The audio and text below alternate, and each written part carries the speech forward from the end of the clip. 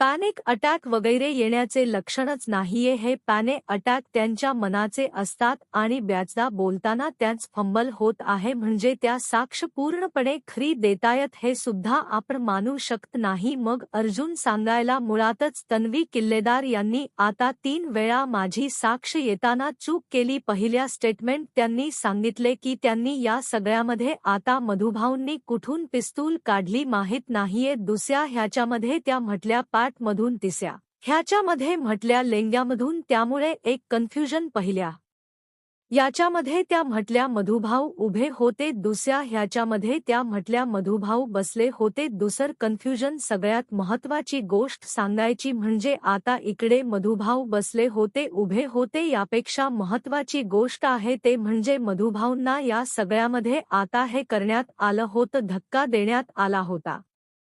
पहिल्यांदा त्या म्हटल्या की मधुभाऊंनी धक्का द्यायला इन्फ नव्हते म्हणून. आता त्यांनी चाकू काढला, त्यांनी सुरी काढली, त्यांनी आता बंदूक काढली. नक्की काय स्टेटमेंट आहे आणि त्या कोर्टासमोर खोट बोलत आहेत त्यावरती मग आता दामिनी तिच्या बाजूने उभी राहते आणि दामिनी सांगायला लागते मुळातच सायकटिस्टने टेस्ट केली किंवा सायकटिस्टच्या समोर हे झालं की एक लूपहॉल असतो शोधण्याचा, याचा कोर्टाशी काहीही संबंध नाहीये. कोर्टात मुळात डॉक्टरांची साक्षही ग्राह्य आपण धूच शकत नाहीये. डॉक्टर या सगळ्यामध्ये कोर्टामध्ये काहीही उपयोगाचे नाहीयेत किंवा डॉक्टरांनी या सगळ्यामध्ये आता काहीही स्टेटमेंट देणं हे सुद्धा गरजेचं नाहीये. जे काही आहे ते फक्त पेशंटला पॅनिक अटॅक येत असतील तर या सगळ्यामध्ये ते उपयोगाला पडतात असं म्हणत दामिनीने पहिला मुद्दा खोडून काढलेला असतो. यावरती मग आता अर्जुन सांगायला लागतो मला मुळातच दुसरा मुद्दा मांडायचा आहे की साक्षी आणि प्रिया या दोघी आधीपासून मैत्रिणी असल्यामुळे तिने आता तिच्या बाजूने साक्ष दिलेली आहे. ही सुद्धा गोष्ट आपण नाकारू शकत नाही आहोत. ही साक्ष आता त्या मैत्रिणी असल्यामुळे दिलेली आहे आणि त्याचं सीसीटीव्ही फुटेज मी कोर्टासमोर सादर करू इच्छितो. आता अर्जुनने हे फुटेज सादर केल्यावरती दामिनी इकडे सांगायला लागते मुळातच आम्ही डिनाय करतच नाही आहोत.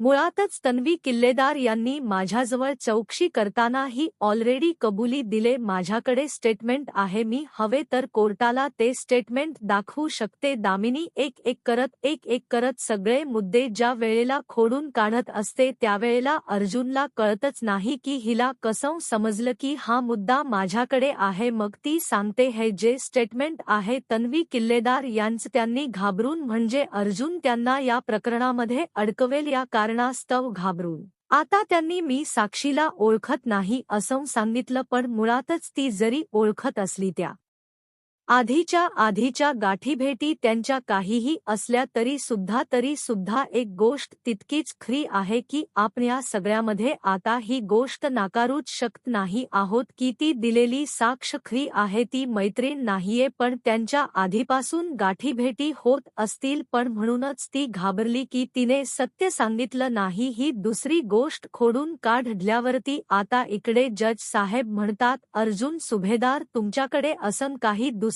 साक्षीदार आहेत का की तुम्ही ही गोष्ट प्रूव्ह करू शकता असं म्हटल्यावरती मग मात्र आता इकडे अर्जुनकडे काहीही साक्षीदार न सायलीने धमाकेदार एंट्री केलेली असते. सायली म्हणते थांबा पुरावा मी घेऊन आलेली आहे. आता मात्र अर्जुन मागे वळून बघतो आणि त्याच वेळेला सायली सांगायला लागते अर्जुन सर ज्यांना काल आपण शोधायला गेलो होतो तेच आहेत हे साक्षीदार. असं म्हटल्यावरती मग मात्र या सगळ्यामध्ये आता अर्जुनला लगेच समजतं की काहीतरी साक्षीने सायलीने पुरावा आणलेला आहे. मग आता अर्जुन सांगतो मला कोर्टासमोर एक नवीन साक्षीदार आणण्याची परवानगी मिळावी. दामिनी ही परवानगी जरी नाकारत असली तरी सुद्धा या सगळ्यामध्ये आता दामिनीने परवानगी नाकारल्यानंतर सुद्धा लगेचच कोर्टाने ही परवानगी स्वीकारलेली असते आणि त्या माणसाला भेट विटनेस म्हणून बोललं असतं. अर्जुन म्हणतो यांचा मी थोडक्यात परिचय करून देऊ इच्छितो. मी या सगळ्यामध्ये तुम्हाला सांगू इच्छितो की हे ना ज्या दिवशी खून झाला त्या दिवशीपासून गायब असलेली ही व्यक्ती आहे. खुनाच्या दिवसापासून हे गायब होते. ते गायब कुठे होते हे आपण सगळं त्यांच्या तोंडून ऐकणार. अर्जुनला फुल कॉन्फिडन्स असतो की काहीही तरी सुद्धा हा माणूस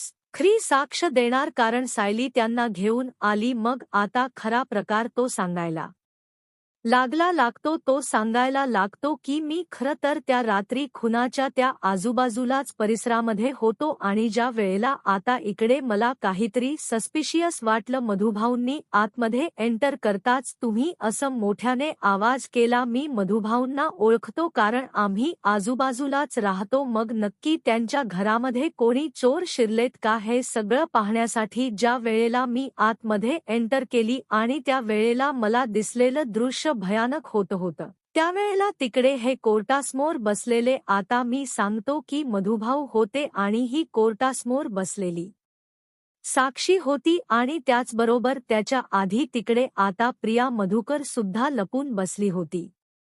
हे ऐकल्यावर अर्जुन म्हणतो मग पुढे काय घडलं? त्यावरती तो सांगायला लागतो काही नाही, या तिकडे आलेल्या होत्या आणि ते तिघांच्यात भांडण चालू होती. मग या साक्षी मॅडमनी आपल्या पर्समधून ती बंदूक काढली. बंदूक काढून मधुभाऊंवर ती रोखून धरली. मधुभाऊंना या झटापटीमध्ये धक्का लागला आणि धक्का लागल्यावरती मग आता मधुभाऊ खाली कोसळले आणि त्याच वेळेला या झटापटीमध्ये ती गोळी लागली विलासला. मी स्वतः हे सगळं पाहिलेलं. त्यावरती दामिनी म्हणते मिलॉर्ड हे असे साक्षीदार 100 आणू शकतो आपण. या साक्षीदाराला पुराव्याशिवाय या कोर्टामध्ये स्थान नाही. हे बहुतेक अर्जुन सुभेदार विसरलेले आहेत. अर्जुन सुभेदार यांनी या सगळ्यामध्ये आता पूर्णपणे कोर्टामध्ये आता हे साक्षीदार आणून वेडेपणा केलाय. स्वतःच हस करून घेतलं. पुरावा नसेल तर यांनी हा साक्षीदार मागे घ्यावा. अर्जुन म्हणतो पुरावा आहे माझ्याकडे कारण आल्या सायलीने अर्जुनला हा पुरावा दिलेला असतो. जो काही पुरावा आहे तो अर्जुनच्या हातात असतो आणि त्यामुळे अर्जुन हातातला पुरावा आता पूर्णपणे कोर्टासमोर सादर करतो आणि तो पुरावा असा असतो. माणूस सांगतो की माझ्याकडे पुरावा आहे. त्या रात्री ज्या वेळेला मी तिकडे गेलो होतो तेव्हा हा काहीतरी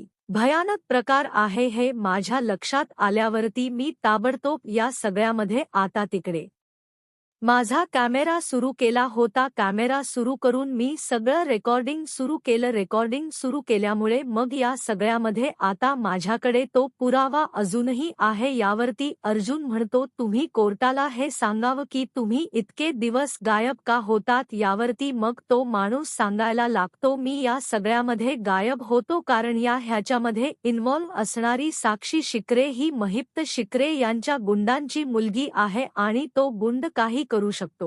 जर त्याला कळलं की माझ्याकडे पुरावा आहे तर तो मला जीवेनिशी मारेल. म्हणून मी सावंतवाडीला होतो पण सायली ताईंनी माझे डोळे उघडले आणि तुमच्या एका ह्याच्यामुळे मधुभाऊ वाचतील आणि म्हणून मी इकडे आलोय. त्यामुळे मला पोलीस प्रोटेक्शन सुद्धा देण्यात यावी तरच मी तो व्हिडिओ दाखवेन. अर्जुन म्हणतो काळजी करू नका तुम्हाला पोलीस प्रोटेक्शन मिळेल. आता मात्र तो व्हिडिओ ज्या वेळेला कोर्टासमोर येतो तेव्हा धाबे रणतात. त्या व्हिडिओमध्ये स्पष्टपणे साक्षी दिसत असते, विलास दिसत असतो आणि मधुभाऊ दिसत साक्षीच्या